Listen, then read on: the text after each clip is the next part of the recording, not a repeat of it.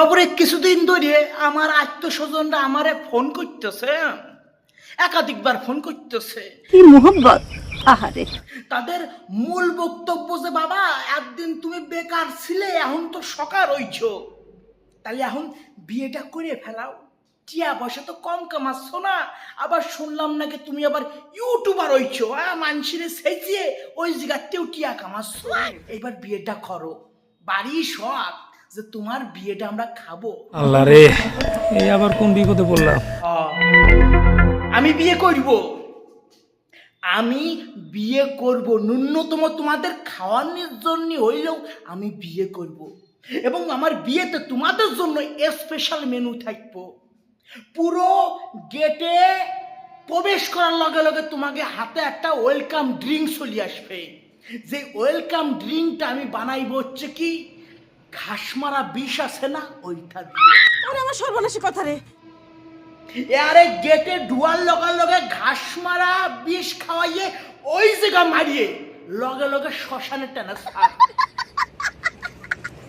আমি বিয়ে করবো, আমি বুঝি নাই যে আমার বিয়ের বয়স হয়ে গেছে, আমার কলা রাত্রিবেলা টন টন করে, আমার বিয়ে করতে হইবে, আমি বুঝি না তোরা এত কষ্ট কিল্লাই না।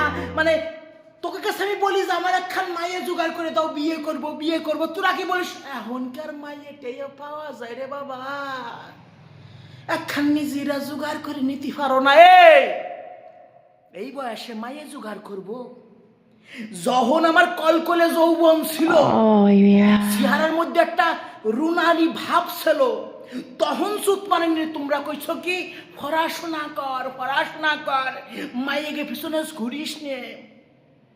তখন তোমাকে কথা শুনে পড়াশোনা করছি, কি করে জীবনে টিয়া পয়সা কামাতে হইবে সেই ভাবনা চিন্তা লয়ে রয়েছি, প্রেম প্রীত করিনি জীবন। আর যখন আমার বউ লাগবে, তোমাদের কাছে মাইয়ে চাচ্ছে, তোমরা বলতেছো আমাদের কাছে মাইয়ে নাই, তুই জোগাড় করে নাও। ঘেটির শলায় কিল মারিয়ে ঘেটির শলা ভাঙিয়ে ফেলাই দেবো চুপ মানে এটা। হর্তকি বেগম এই তুরমুষের কথা শুনিছে।